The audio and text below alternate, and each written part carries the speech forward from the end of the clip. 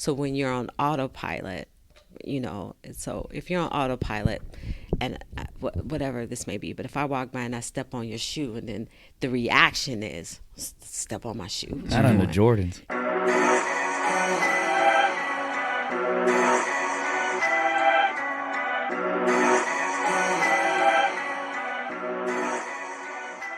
Man, hit All him the with meat that and intro, potatoes. Cuzzo.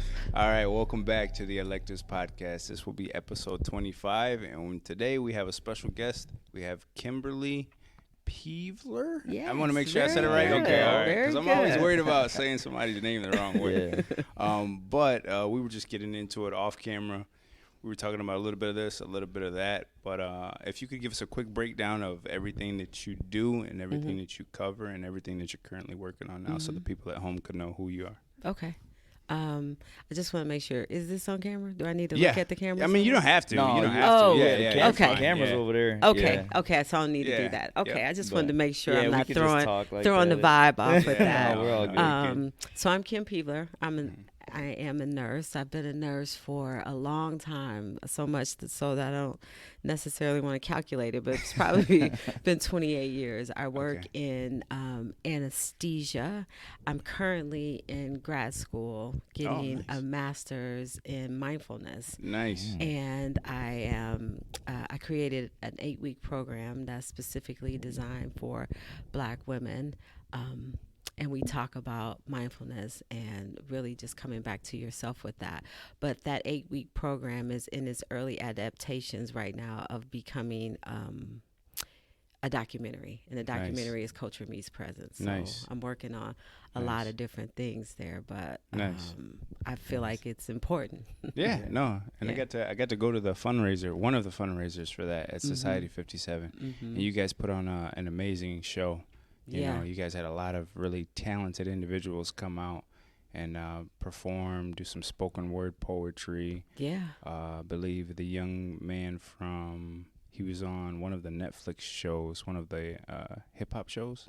Yes, Asar. Yeah, very talented. Yeah, so Very Asar talented. just was at Summer Smash. Oh, nice. Yeah. So he's really good. So I'm really not responsible for the talent. My son-in-law is a recording engineer. He's a producer. Nice. And him and Asar work together. He has his own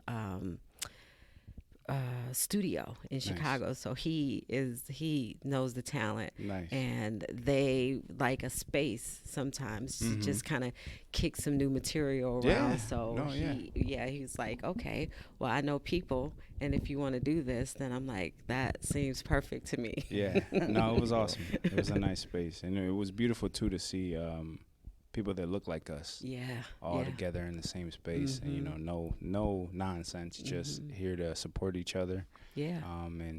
That was awesome. I love that art aspect of it, though. It's like sometimes there is not space for art, right? It's like,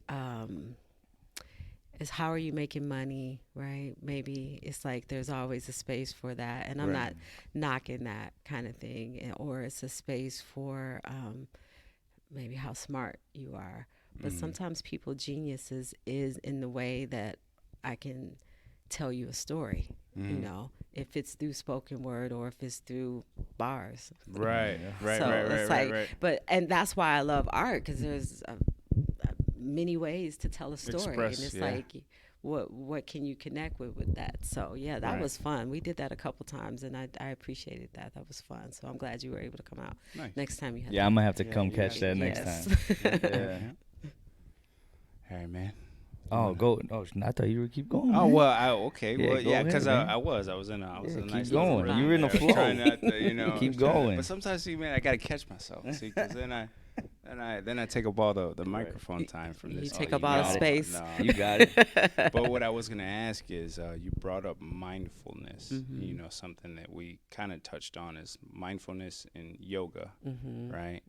What is your definition of mindfulness, and why do you feel that it's so important for individuals to become mindful of themselves? And that's a good question. So mindfulness, as far as the definition of the word, so again, I'm in the middle right now of writing my thesis. People are having the research or the science is having a hard time defining exactly what it is or having one definition of what it is. So sometimes I think that we can begin to define what things are for ourselves. The word itself has a Buddhist lineage. So I honor that the word came from that concept. But what it means to me is to be present in this moment without judgment, with acceptance and a level of compassion, right? And how much of yourself can you give to this moment?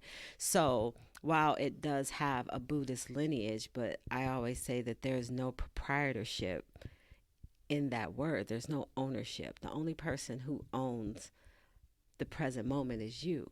So it's like, then this is about you. So to me, this is an inward practice, and it's about you being present in this moment. And if this is the only moment you have, because you have to think like that on some levels, because I think we become maybe I want to say arrogant because we think we have 5 minutes from now and we don't.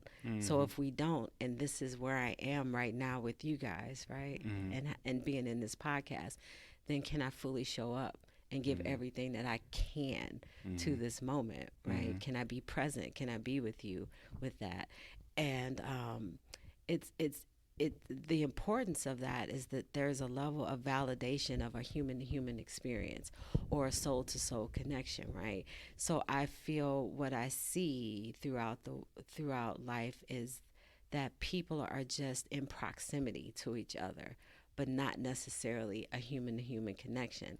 And even you can be in the house or even sharing a space with someone, but you're not connected to them, right? And then sometimes you wonder why you feel a little bit empty is because you haven't been seen, right? You haven't been heard, you know.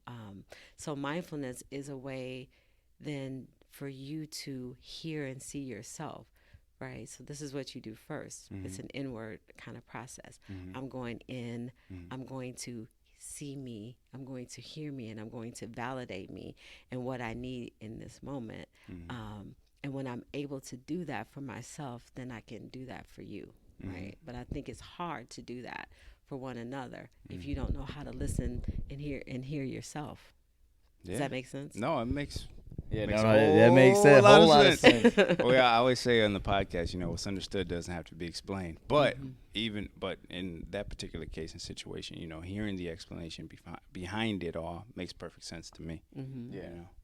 So how do you go about like practicing mindfulness? Because I think you put a little bit of yoga in here. He was talking about yoga. Do you do yoga too? I do, but I think my sole focus is on the mindfulness. Right? And I think that you can always begin in the moment where you are. But just like every skill, there's you can scale it, right? So there's level of scalability of being mindfulness or being mindful. But in this moment, like right now, you can begin to drop out of your head and into your body. So one of the first things that is kind of taught is like find you an anchor to be here in this moment.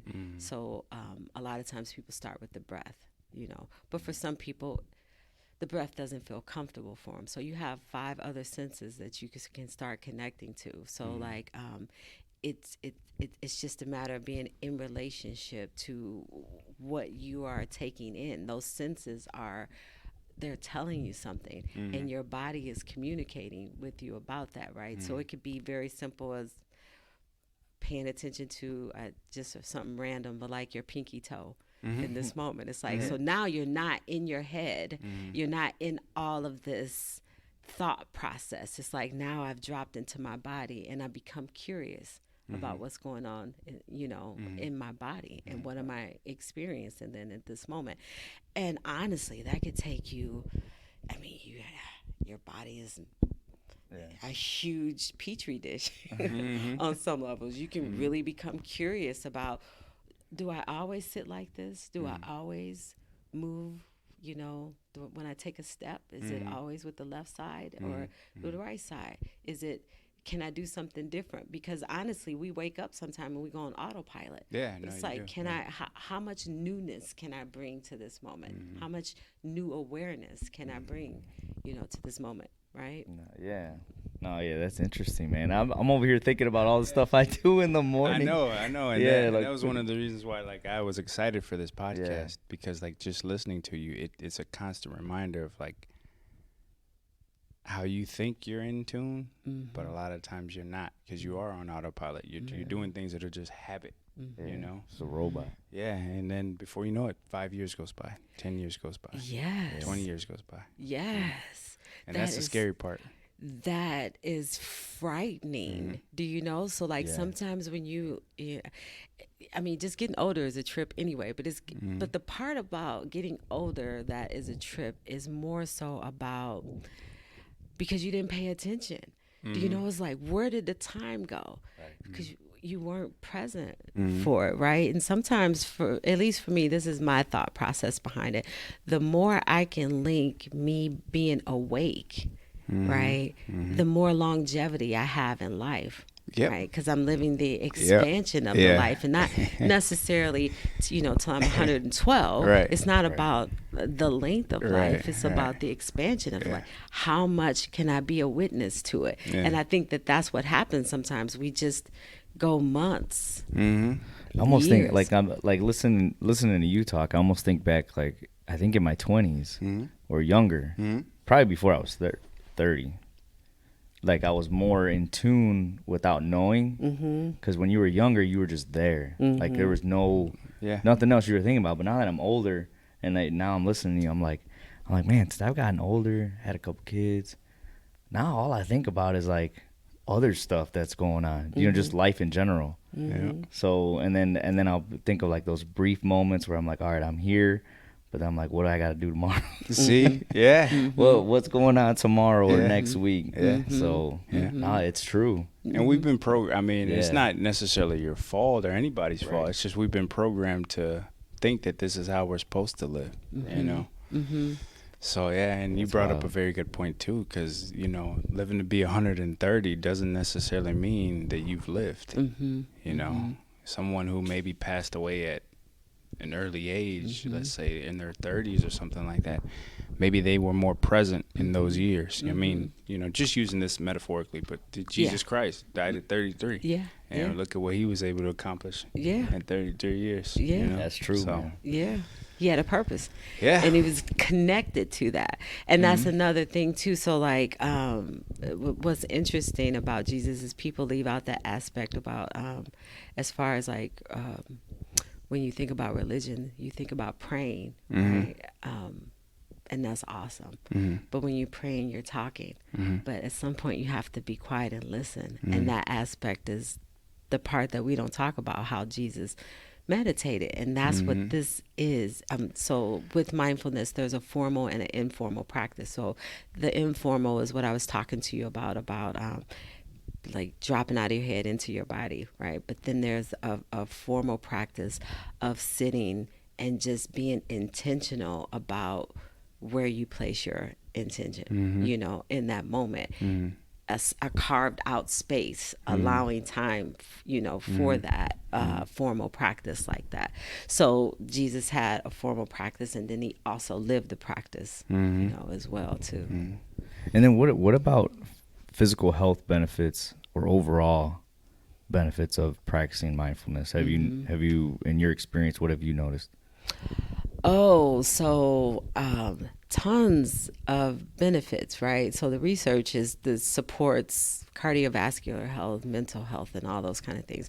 But one of the first things that I noticed when I became serious about my practices, I became less reactive and more responsive, right? So when you're on autopilot, so if you're on autopilot and whatever this may be, but if I walk by and I step on your shoe and then the reaction is step on my shoe. Not on the Jordans. Yep.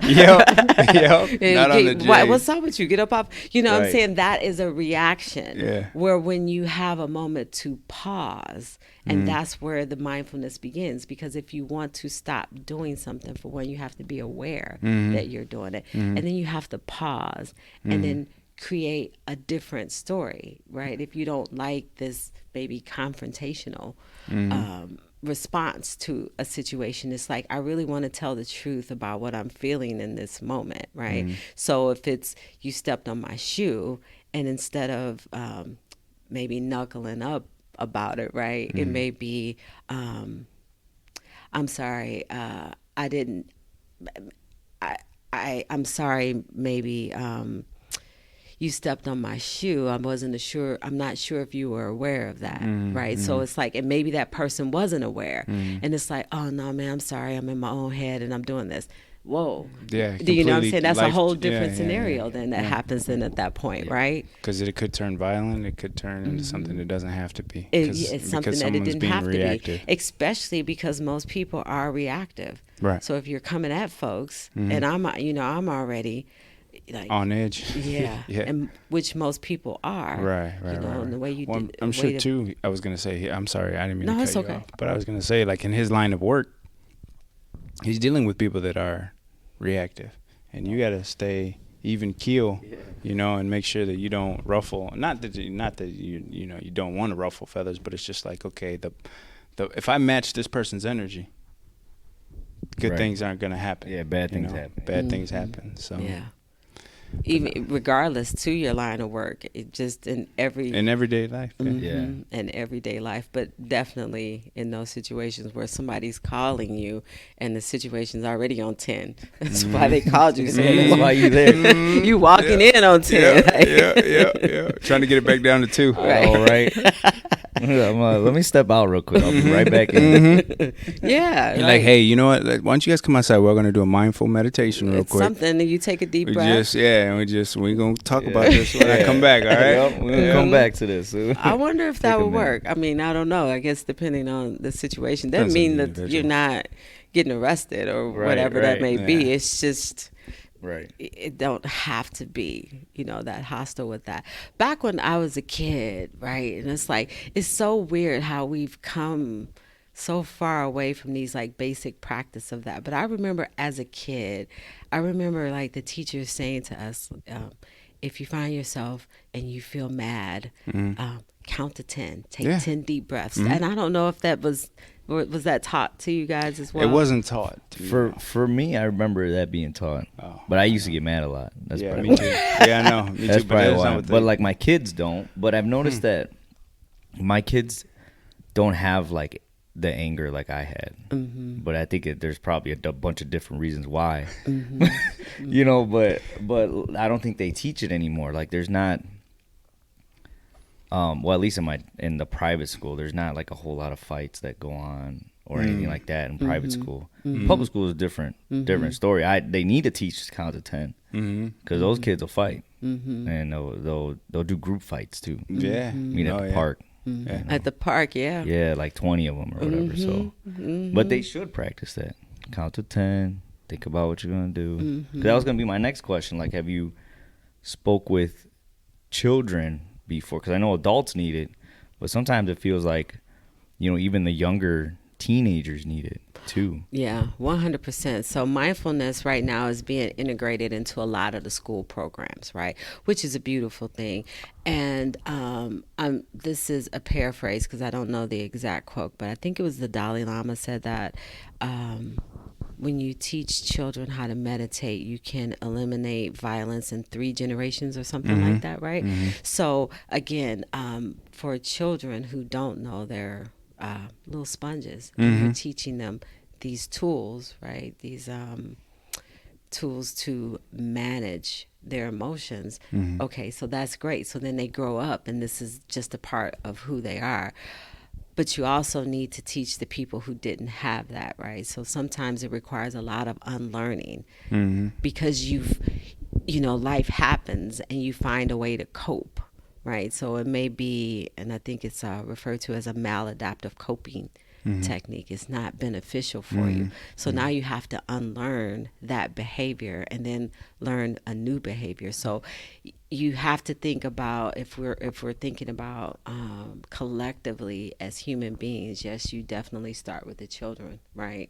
And you will have a different generation as you continue to do that. But then you can't forget about the folks who didn't have the advantages of having that. So I think it should just be across the board, but it's easier to integrate it into schools, right? Because you can see the benefits from that. But then you're also seeing it being in the workplace as well. So at work, at my organization that I work for right now, that's what I'm doing. I'm trying to help the organization create, and we're trying to work together, I should say, create like a mindfulness institute, so we can begin to study that and then offer that to the community and to the employees as well. So yeah, nice. That's huge. A nice ecosystem. We're all helping each other, at some point. Yeah. Do you remember if you could think back to like your earliest age of you being mindful of yourself? Do you have a memory?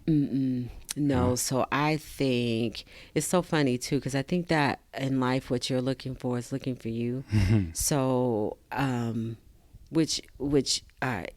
go into greater detail in the documentary, but how I got to this place was from an emotional trauma that I experienced as a child, right? That had later, it kind of began then, but it had some devastating health effects on you. So I'm of this mindset. I believe that your emotions live in your body as well, right?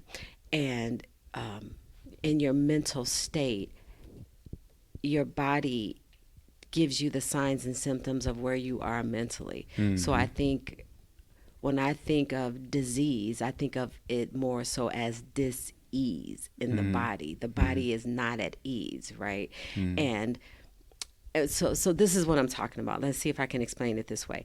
Like right now, if I ask you to think about something that made you extremely angry, right? And I ask you to jog that memory. You can just from your thoughts, it's not real because you're sitting here with me right now, right? But just from your thoughts, you can think about, this made me very angry. And if you ruminate with it enough, you can start to, your body's going to have a physiological change. Manifestations of you connecting to a thought. Do you understand what I'm saying? So if I ask you to do the same thing about something that made you sad, right? Or even, it didn't even have to make you sad. I can ask you to think of a situation that, the worst thing that you could possibly think of that can make you sad. You can begin to make yourself cry or your body can feel that just from the thoughts. So you connecting to those thoughts creates all kind of things in your body. So those are extremes, the anger and the sadness. But what happens every day with little microaggressions, with little feelings of not feeling valued, right? Or being disregarded or feeling invisible or whatever marginalization that we can come up with, right? So what happens with us at that point? It's like, okay, I'm not going to deal with that. I'm just going to put it back here. But then, after a while, that closet is full. And then somebody's come by and step on your Jordans, and you're like, oh, it's on. And you let it all out, And then you see that happen. It's unfortunate, but we do see that happen a lot in society with road rage, domestic violence. People are letting things out in different ways that aren't as healthy for them. It has nothing to do with the road rage. No, Typically it doesn't, or sometimes even in your personal relationships, the things that you're fighting about, it really don't have nothing to do with why are your pants on the floor. It's true. Why your pants on the floor? It's true, man. Hey, man, my pants on the floor because I got home late, and I put the towels on right, man. I didn't put the toilet paper right. I put it where it flips down. So for some reason you not doing that means that you don't love me, right? It's again, how do we get there? That's a huge jump for that, so. Yeah, that's so great. true. Yeah, it's just like your thoughts are connected to everything. The way you wake up in the morning and everything. Now, have you, like, before even like this particular episode, have you thought about any of this stuff before, like mindfulness and meditation and? Well, it wasn't mindfulness back when I started to try to like dabble in it, it was the law of attraction. If you, The Secret, the movie The Secret, right? Because I was out of college and broke. You know what I'm saying? I was I was, man, I need to try something. I don't know what it is, but these network marketings ain't working. Maybe this class will work. So I took that, and then I would just, you know, it was kind of like an everyday thing. It was like, first it felt kind of dumb, and then, you know, I made like a vision board, and then I would write stuff down, and then I would only think about those things, like what I wanted. And then it took a while, but then years later, then things started to happen. I was like, oh, maybe this does work, because I ain't broke no more. You know? So, and then now it's more of like a, you know, every day I just try to catch myself on what it is that's going on up here. And now I'm not 100% like foolproof where I do that every day, but like I try to like make sure, you know, that I think about what's going on, or I don't get mad over something little. You know, if my daughter spills her drink in the living room, I know when I was before, I would be like, why wouldn't you put the why didn't you get a top on it? But it's not your fault. I should have put the top on it. You know, so now it's more of like, don't worry about it, just get a napkin and clean it up. And the tripped out part is like, you reacting that way isn't even a way that you wouldn't probably normally act. That was a way that was taught to you. Like your mom did that to you, so you do that to you. You know what I mean? So that's true. Yeah, that's true. It triggers you in that moment because just in the moment. And it's funny you say that, because you're 100% right. Like I would imagine, because I thought about that like with my mom. Like my mom wasn't really mad at me because I spilled the whatever. Nope. She's mad at herself because she didn't put the cap on there. You know, so it's really all her. It's all me, but I'm mad at myself. Or the stress of life. Do you know what I mean? It's just like, again, it's like, what was your mom going through? And at that point, and sometimes again, it's not about this. Out. It's just that. So like, we call that a form of projection. I'm feeling a way. It's inside of me, and I need to get it out. So then I can project that out into these situations. But you think that those situations are happening to you, but in reality, it's like I'm kind of creating, you know, this situation. And I know that's a lot of ownership. And that may be. But yeah, you gotta own it. Yep. And with that, we'll take a quick break. Cool. All right, now we're back from the break. Okay, well. Yeah, we're all good. All right, we were talking about athletes for a split second. Athletes, and something I thought about, because I remember you told this to me when, so his oldest daughter, they won the championship not too long ago. What was it, roughly? It was like in February. February. All right. February or March. And one of the conversations that he and I had was like right after that. He asked her, I think it was like the next the next day. The next day. What did she say when you asked her? So I was like, hey, because this is the second year I coached her. The first year, we were the best team, but we lost in the playoffs. For what sport? For basketball. Okay. And so the next year, it was like, all right, we got to put in we'll put in some work. We'll come back next year. And then next year came, and then we went undefeated, and then we won. And like, you know, I look on her face, like she, like after the buzzer rang, she just like, her body like left.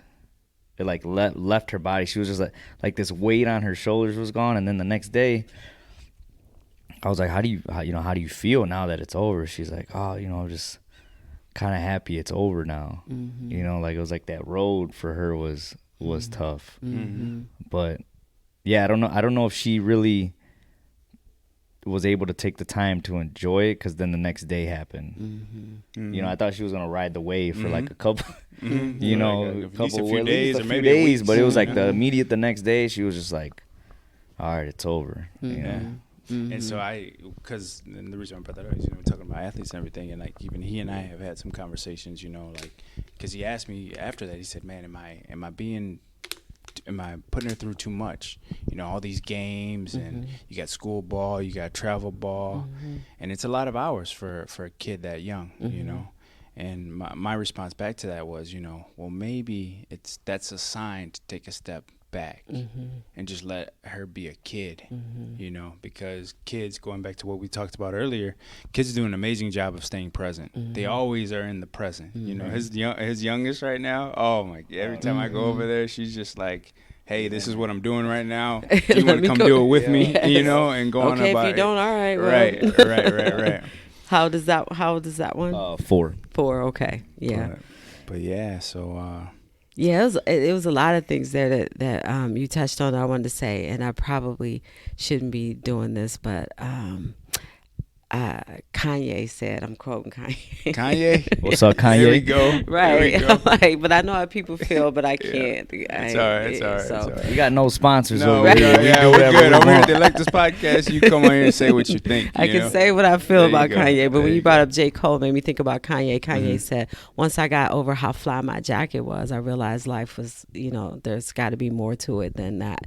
But you need a minute to flex. So in some situations, you need a minute to, like, be the man or be the Yeah. woman. And I worked hard and I did this because, it's the simulated world, right? It's the Matrix. Right. Like, I need a minute to be in here and beat my chest or do whatever that may be. But because it's nothing wrong with accolades or any of that. But I think the issue is when you think that that is going to give you fulfillment, right? When you think that that is going to give you value, when in fact you give that thing value, right? It's not, it doesn't give you value. Right. I add value to that. So you have this podcast. This podcast doesn't make your life more valuable. You brought value to the podcast, right? Right. So that's a different, the intentionality on why you do things is different. So sometimes that's why after you feel, and I have felt that way before. When I graduated nursing school, I'm going to be very honest with you, and I walked across the stage, right?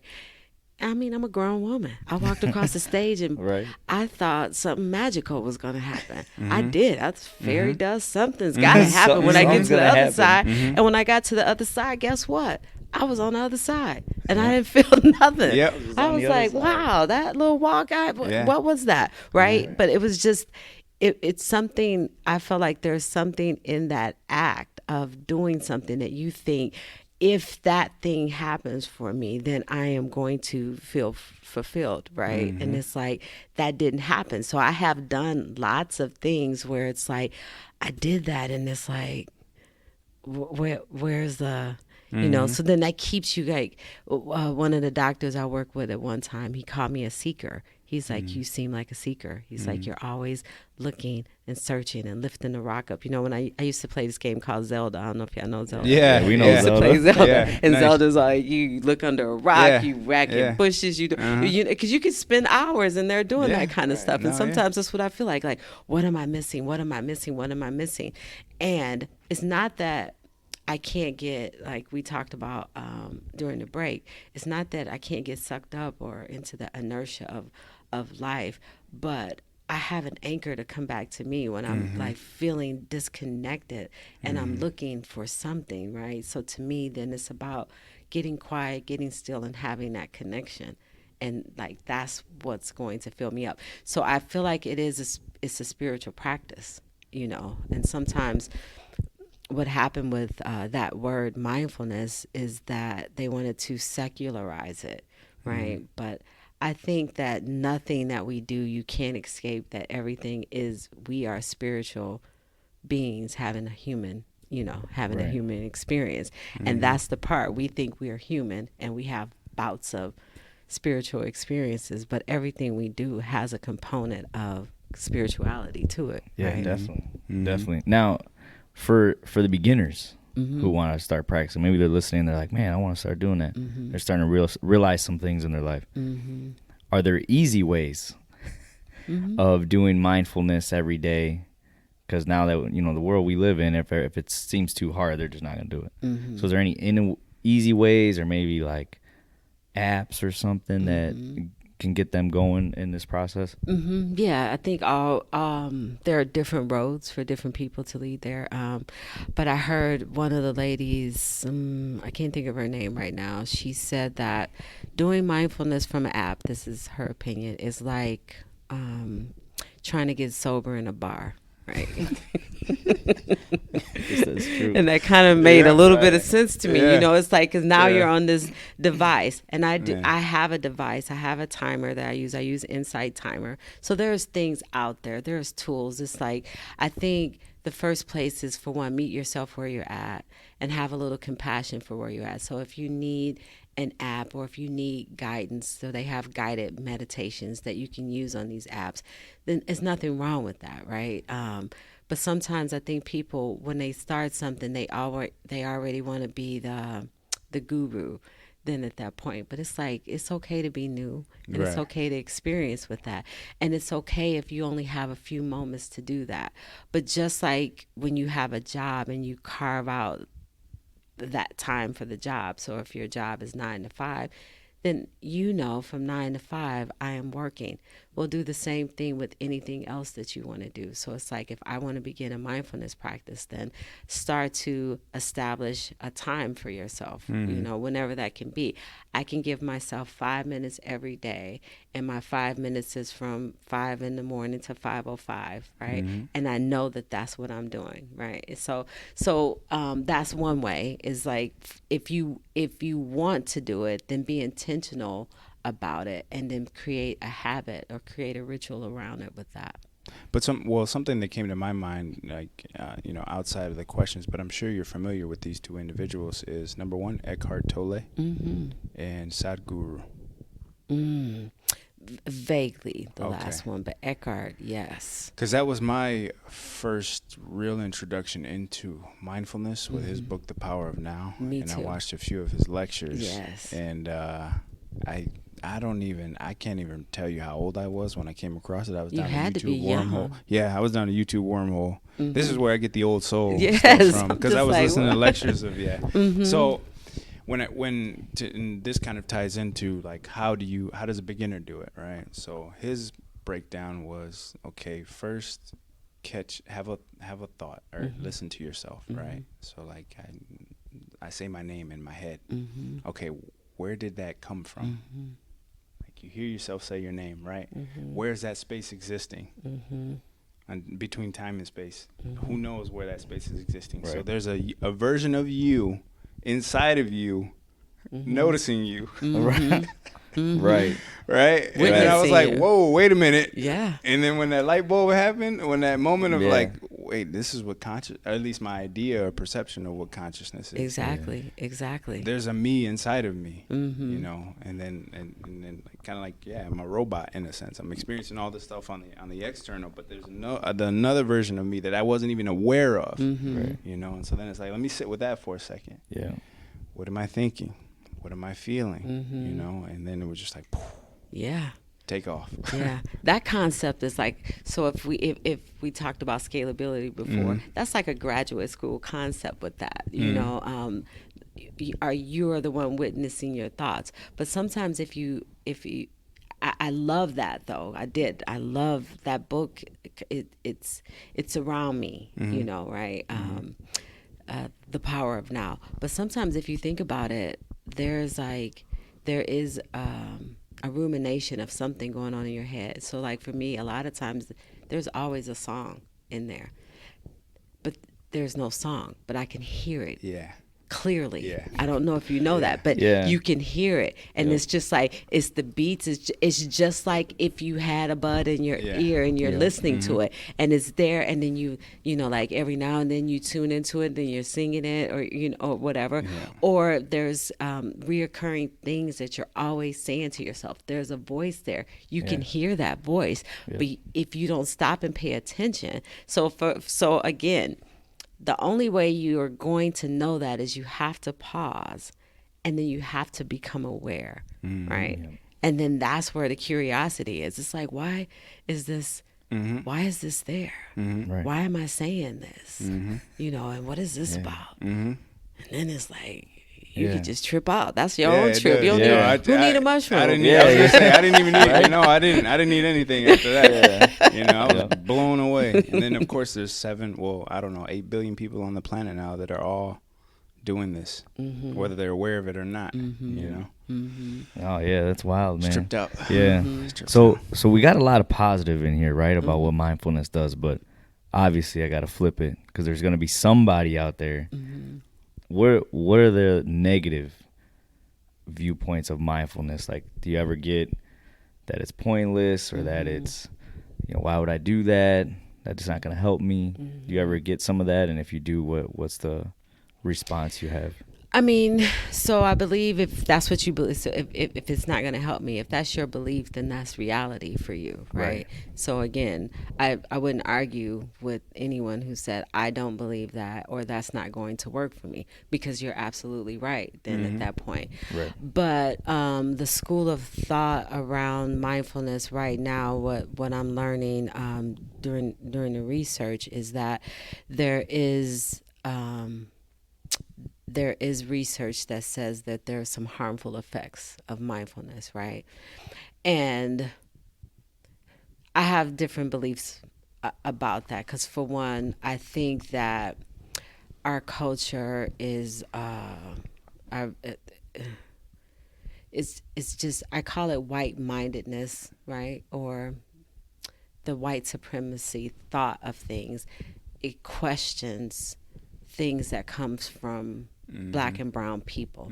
So again, mindfulness has a lineage to Buddhism, which is an Asian kind of concept. So now you're doing all of this research about it, right? You just set up a research lab in the middle of somebody's spiritual practice, and you're trying to figure out if that's real, right? And then we use our science for that. And for me, again, this is just my viewpoint about things. Our science is another form of idolatry, because we feel that if we can't validate it, then it's not real. But I feel like the wind doesn't need your validation. It Exactly. is what it is. And when you look at a practice of mindfulness, and if you look at that in a Buddhist community, you see how it has been working for folks. You can see that, right? And but then on the flip side, there's not this research of what are the harmful effects of prayer, because that is Right. that's widely different, accepted, with that. But so besides the white mindedness or the supremacy concept of that, that's my view of why you could have a bias as to the harmful effects. But I also believe that when you begin to sit and you begin to get quiet, because a lot of people say that they can't be still, right? It's like you're hyper distracted, right? And it's like, I can't be still. And sometimes what you can't be still with is those emotions that you have packed away. And for some folks, the quieter you get and the more you sit still, all of that stuff comes up for you. And if you don't know what to do with that, that can be overwhelming. Do you know? Especially, and I don't know how you can be in America and not have experienced some form of trauma, right? This Right. country was built on trauma. So for a lot of people, those traumatic effects come up, and it's like, it's overpowering, it's overwhelming. And if you maybe don't necessarily know how to regulate how much to let in, I can only handle this much right now, and then let me go back and do this. Or if you don't be gentle with yourself, if you're not compassionate with what comes up, yes, I can see that it can be overwhelming to you as an individual for that. So yes, I do believe that those things are there. Yeah, no, yeah, that's a lot. The first thing I thought of was from the movie Avatar, when they come in and they knock down the tree of life. Did you see Avatar? Yeah, Yeah. uh-huh. That was like the first thing that came to mind, because the guy was like, it's just a stupid tree, Yeah. but No, it's yeah. not a stupid tree. But right. But in that movie, it basically showed what the Europeans did when they came over here Yeah. to the Americas, right? Yeah. To the natives. Yep. And there wasn't a respect for Yeah. a relationship with nature, you know. Other So, cultures and what they do, and that, Yeah. and to me, anytime there's a form of dominance, then to me that is always linked to some type of white mindedness to me. And again, it's not about bodies, right? It's just the thought process, right? That being colonized, and that reach that it has had. And then there is a dominance of conforming. This is the way. And you can even see within our structures and within our systems, within our judicial system, within the religious system, within the school system. It's like when we just talked about public school, it's like, but this is the way, and you figure out how you fit yourself into this peg. Right. This is the way work happens, right? And again, my opinion is that this is how I feel. I feel like you can't fight the system. That's me. But you don't have to feed it. Right. The system is kind of a creation of collectively where we are as human beings. But what I can do is begin to change me and then begin to live a life of intention around me. So how authentic and real can I be in this moment? And how can I make the life that I live a representation of my connection to that, if that makes sense? No, I get it. You know, I get it. yeah. I So, And it's tough not to be a cog in the machine, mhm, you know, because of the way that capitalism is set up. And yeah, everything that you mentioned, I mean, even from early on in school systems, I mean, we are indoctrinated to think, not even to think for ourselves, right? To think the way that other people want you to think. And then same thing in high school, same thing in college, same thing at the job, you know, you find yourself becoming less and less and less and less of who you truly are, and more of what the world wants you to be. You know? like you've Scary. outsourced yourself. Yeah. Every form of yourself. You don't know anything about yourself anymore. It's just Right. like I don't have an intimate relationship with myself. Matter of fact, I'm so far from myself because I've been out here and I've been trying to align that to me instead of me aligning, or it's the vice versa, right? It's Right. like Yeah. I decide what that is and how to move forward. That doesn't tell me how to be, but again, it does very much tell you that. It tells me as this gender or as this incarnation of being a black woman, then therefore I need to act this way because I'm black, and I need to be this way because I'm a woman. But what if that doesn't align with who I am? But I need you to be in this box, because otherwise I'm not going to know how to treat you if I'm not in this kind of box like that. Right. So how do you stay, or how does one, maybe not just you in general, what would be your advice?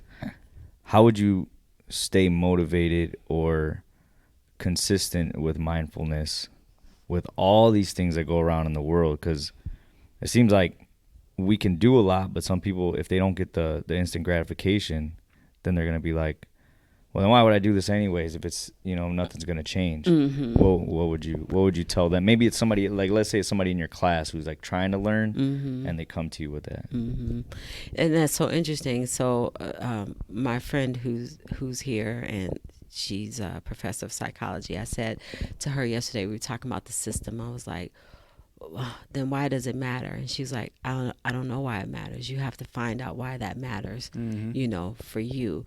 So again, so what I do, it's not that you can't question it, and it's not that you can't wonder, but then I go back to sitting in my source and my rituals and my practice. So I'm not sure what religion that is. I think it's Muslims. Is that where you pray 5 times a day? Yeah. Is that correct? I believe it's 4. I think it's 4 or 5 times. Yeah.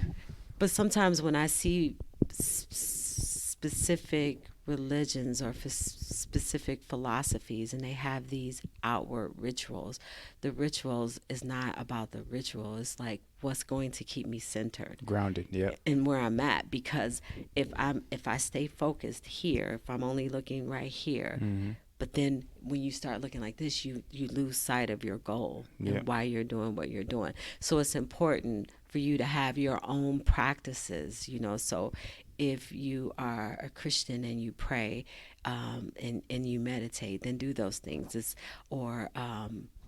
If exercise is important to you, it's just important that you know your values.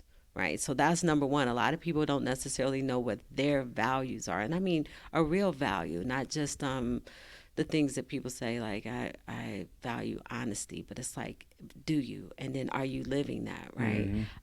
So once you know what your values are, then you just aligned every step that you take, every word that you choose to speak, and then your mannerism and your actions are aligned with what you believe it to be. Right. And I think that's so, like, for me, being present is that. And I really try to walk the walk, right? And I really have a daily practice of doing that. Doesn't mean you won't catch me tripping, because Right. I'm not saying that, right? It's like I We go get outside, caught somebody up. step on your Jordans. Kim, is that you? It's like, It's not me today. I just Yeah. saw I'm not you here in a right now. meditation circle. You tripping, right? But again, the more you have those practices, the less that happens, Yeah. right? If that makes sense. Mm-hmm. Yeah. Oh, yeah, that makes was sense. a great question. Yeah, I have to throw it in there because It is. people are gonna ask. Yeah. Yeah. How important is because with mindfulness and even and yoga is a way of doing it, right? Or focusing on your breath work. But how important is breath work when it comes to being mindful, feeling yourself? Because I know in like Buddhism, they try and teach to breathe from the stomach rather than breathe from the chest, right? And the different effects that can have on the body. I've watched a few lectures where Sadhguru explains that by breathing through your stomach, you're able to get more oxygen to your brain, more oxygen to your body overall, and how that's all connected. Keeping that all in there. So breath work is huge, but and breathing in different ways have different benefits for you, right? So there are tons of different techniques for breath work. There is a whole concept of breath work, but going back to the basic form of just breathing and being aware of your breath is I think that that's one of the most beneficial and beautiful things that you could possibly do to yourself. Your breath has sustained you through every single possible thing that you have been through in your life. Your breath, at this point, your breath has not left you, right? And you've been breathing your whole life, but you've never breathed this breath before. So there's still newness in it. So there is still a way to connect to it. So it's like whenever I feel overwhelmed by whatever it is, I can go back to the beauty of this concept of, I can geek out with it sometimes. It's like you are taking in something, and in your body an exchange is happening, right? And it's taking from this, and it's giving you life. It's giving this incarnation life, right? And then it's expelling what it doesn't need. And you need both, right? You need to take it in. You need to keep it moving. Like I need to take it in and I need to get rid of it. Take it in, and everything in your body is working that way. Your heart is working. It's in, it's out. It's in. I'm taking something. I'm getting what I need from it, and then I'm pushing it through your body. So, just being aware of the breath without manipulating it.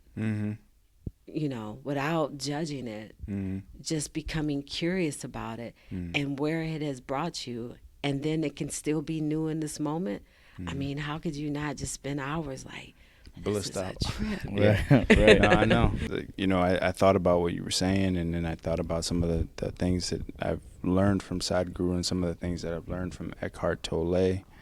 And breathing, thinking, being aware. It's so simple. They sound so simple. Yes. But it takes you years and years and years and years to master these things, If there is a mastery. If there is a, Yeah, you know what I'm saying? It's just a way of being with that. But right. Yeah, it is this. I made it sound simple. Pay attention to your breath. Okay, that's not that easy to do, though. Do you know what I'm saying? And it does take practice. It's a skill. And if you look at it like, if someone told you, like, I want to build a bicep, right? And somebody goes and they just pick up one weight and they do this, and it's, okay, where's my bicep? It's like, I have to keep doing that concept. And then feeding the muscles and resting the muscles and all of that. So it's a whole framework process, around that. It's not just as simple, but it is as simple too. Like you can just be aware of your breath, but to make it a continuous practice, then it requires a little bit more of an intentionality. When's the last time you felt yourself kind of like you're saying, like a while ago where you got outside of your body, Mm-hmm. where you kind of all that mindfulness just went out the door Often. It's every day, it's real. I'm Right. not even every lying to day. y'all. Yeah. It's so it can be, and I'm definitely working on that. So my son is he just turned 17, and the biggest motivators for change in my life have been my two children. So I have two children. They're kind of only children. I had my daughter when I was young. I had her when I was 20. So she is 31. And then my son, I felt old when I had him. I was 33 when I had him, right? So my daughter made me believe I was a good parent because she was easy, right? Just easy.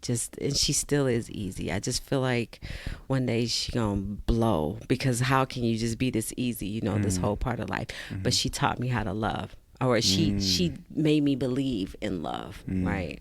This is the first love affair I had. My son teaches me how to love. So my son has his own mind, and he thinks for his self. And I don't agree with how he thinks for himself on some occasions, but I still want him to think for himself. So what that does is it challenges me as a parent. So like you just said, if your daughter spills some milk and you're like, hold up, why are you spilling this milk? And you explained that probably wasn't you, it was programming from maybe your mom, right? So as a community of where you come from, there is this do what I say, don't ask me any questions. And so that is not of my mindset, but it will come out when he's like, I don't know what that is. I don't know what that is. I don't know what that is you're asking me to do. I don't want to do that. And I'm like, boy, who you saying that you don't want to do? Right. So that all of a Right. sudden that comes out. You don't Just- tell me yeah. what you don't want to Right. do. Like, what bill Right. you pay up here? So all of that stuff will Yeah. come out like that. But he is teaching me that love is, I can hear you, and I don't have to dominate you, and I don't have to overpower you. The situation may be that you're still going to follow this rule, or there's going to be a consequence, but I don't have to destroy you in the process of doing that. Right. You know what I'm saying? Right. As another soul, another spirit. My goal isn't to destroy you. My Right. goal is I can still love you through this process, but he's teaching me how to do that. And what happens when you're being taught something, you get a lot of experience with doing it. Because it's like, if you're learning how to do something, well, how else are you going to learn if the situation isn't continuing to present itself to you? It's not one and done. Right, You right. know what I mean? It's like so then there's something with him, on a regular basis. And I'm learning to not react like that old cultural stuff. Like my mom, there's no patience. She was like, if I'd have told her, you know what, I'm not feeling it, I wouldn't even have got the words out. Right. Right. Her head was always on. Right. You know what? No, yeah. Head was always like this. I'm like, she just hit me again. Now do you think that may be a danger with mindfulness in children? Like if we teach them how to be too much of a free thinker, and then go outside of, kind of the system that we have in place, where it's like, you have to do this, that way you kind of stay out of trouble, stay out of doing whatever, or achieve some level of success. Like you can't just be at your mom's house because you're a free thinker and you want to play video games all day. But do you think some kids may, like, or even adults too, I mean, you will take that the process of mindfulness and be like, well, I want to use it this way because this is how I'm mindful. I'm in my mom's basement and I'm present and I'm playing this video game. I think that, I think that there are different parenting styles for sure with that. And I also believe that is that the truth of the matter? So truthfully, does anybody on a regular basis want to play video games all day, right? Truthfully. Right. Or are you avoiding something at some point? Right. Yeah. So then it's like you have to come to a realization for you. So being a free thinker also requires a bit of critical thinking. So sometimes people feel like, and again, if you think about health in this country, we spend the most money on health care than anyone. but we're right above a third world country with our health. So we think, and I'm saying that to say this, we think that, you know, if I eat a piece of cake, that's going to cause problems. If there's skin on my chicken, you know, if there's bones in my chicken, the skin on my chicken, I can't eat this, it's fried, it's this and that. Okay, all of that stuff is great. And you see people avoiding carbs and rice and all of this kind of stuff. If that is the case, then why aren't we healthier with that? Right. Because people think if you say I can eat whatever I want to eat, then I am going to go crazy with that. And at some point you might, because you've been restricted, right? You don't know who you are. You haven't heard your voice. You don't know necessarily have an intimate relationship with yourself to what you need. But after a while, like if you just say, I'm going to eat chocolate cake, after a while, you're not going to eat chocolate cake because you don't want that, right? And then you're going to start tuning into what do I actually need and what do I actually want? Because that is the ultimate goal, is what I would feel like. Right. You want to know what you need. You want to know yourself so much on an intimate level that I know what I need. And can I trust myself to give me that? But sometimes you have to go out of bounds, you know, to bring the ball back in. Right. No, it's true. You know, but that requires a level of trust. And I think that in this country,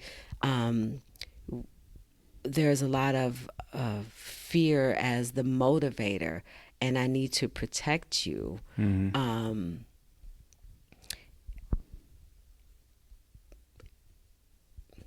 it's a lot of unlearning that can Right. happen.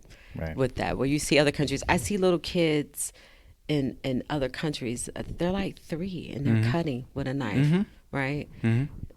You're not gonna see that here, right? Or somebody, it's like that kid is bad, it has a knife or something. It's like, no, I don't want you to get hurt. There's a scarcity, you know. We have a scarcity mentality here, where other cultures are like, I let my kid go and explore, you know. And again, it's no right or wrong. It's not about judging where you are. It's just more so getting into being connected to what's the truth that's really happening right now. Because I feel that for my son, being a black kid, and we were talking about this, you know, like driving.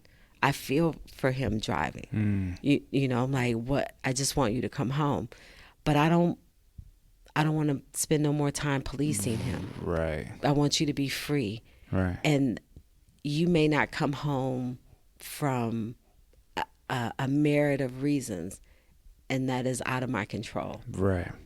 But while I'm with you, what I'm really afraid of is I'm not going to see you again. And that is the reality. So if that is the reality, then how can I love you in this moment? So coming back to this moment, can I give you all the things that I need to give you in this moment, instead of creating one fear or you know. So again, it's different parenting styles. So yes, you may see a kid who says, I want to play video games all day, but I don't believe that is the truth. But if they're so if you are, as a parent, are like, you have 10 minutes to play this video games and it's restricted, then they're like, when I grow up, I'm gonna play video games all day. All day. You know.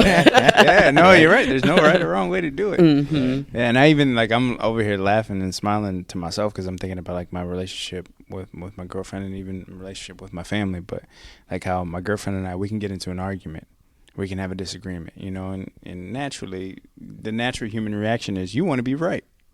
Because you feel like your points are valid, right? No matter how outlandish it may sound to the other person, you want to be right, right? And usually I always tell her, like, if we have a serious disagreement, or if we just aren't, you know, seeing eye to eye, let's take a step away from each other, right? And we both kind of become mindful of ourselves. Now, somebody's got to be the first one to break, you know. But usually what I'll do is, once I catch myself, what is it really that I'm upset about? You know, it's probably a bunch of nothing, you know, right? But I have to take a deep breath, kind of relax, and then I go, and what I do is, and I'm not saying this is like advice for other men to do or anything like that. This is what I do. But I'll walk up to her with my energy and my presence, and I'll just stand in front of her, and I'll look at her and I'll smile and I'll give her a kiss on her forehead or something like that, and try to re-ground and re-anchor us back into the relationship, and remind her that no matter what storms come, like, we're good, you know. And of course, sometimes it's not always, you know, right away it's not accepted. You know, she's like, get away from me. I don't want to be you way in my space right now. Back up. And then I'm like, okay, all right, I'll come back, you know, a little bit from now, and we'll try it again. But what I've learned is that, you know, being mindful isn't just something that you have to do for yourself, but it's also something you have to do in relationships, you know, with the people that you love and you care about. Like you said, with your son, you have to be patient. Yeah. You know, and I guess a good question to ask would also be, you know, how long have you been married to your husband? We've been together 29 years. Wow. Wow. So that's you said that. It is. It's not all sunshine and roses, right? Yeah. No. And that's, you know, and I mean, I'm not married yet, but that's something that I do understand that comes with marriage. It's not going to be, you know, a cakewalk. And anybody that thinks it is in for a rude awakening. But it's about finding someone that you can be mindful with, someone that you can work with, someone that you can grow with. Yeah, somebody who you're willing to do that with. Yeah. And this is how I know he's my person, because I don't think I'm willing to do this with anybody else. Yeah. You know what I'm saying? Right, I'm like, I'm not, this is not happening with nobody else, but this is happening, you know, with you, and trying to figure that out. But anything you're in relationship with. So like just what you said was a beautiful concept there. And even when you said, you know, you want to be right. And I have said before, do you want to be right, or do you want to have a relationship? You know, so you have to decide that, because if you want to be right, then by all means, then be right. But if you want to have a relationship, it's synergetic then at that point. You know, so sometimes you got to hold the L. Yeah, you got to take the L, man. But all right, beer out the fridge. Right. Is there anything else you wanted to add? Because I know we're getting a little. Oh no, it's all good. I was gonna say we're getting towards the end. Cool. You know, do you have any last pieces of advice on either mindfulness or, you know, life in general? And then where can we catch your documentary, or when, and when can we follow, or where can they follow you and stuff like that? Yeah. I think I just would add to being present that element of accepting every moment for what it is, right? And having some compassion for yourself in the moment as well. Those components are there, because sometimes, like, it's very easy to be here in this moment right now, and it's easy to say, let's like be present in this moment right now. But there are obviously moments of tragedy and trials and tribulations for folks, and those moments are very hard to be in and be with. But if you can, it's still your moment. It's still a part of your life, and it still is worthy of you being present with it. But you have to find a way to be soft and have compassion for yourself, right? So sometimes if it doesn't feel good, it's okay, you know, that it doesn't feel good, and it's okay to express those feelings there. But yeah, so that's my last bit of advice with that. The film, so I'm hoping we start filming in August, and I'm hoping it still will be done by the end of the year. But you can keep up to date with what we're doing at Culture Meets Presence. It's Culture Meets Presence on Instagram, and then of course Facebook as well, and our website. And yeah, that's the movie. And then the company Melon Mind is MELANMIND. Melon Mind is where we teach the art of being present. Nice. As an antidote to stress. Nice. Dope. I really enjoy being here with y'all. Thank you. Y'all are some little old souls, though. I'm just saying. That's why we get along so well. I'm just like, what? Because when do young people invite a 50-year-old woman to be on their show?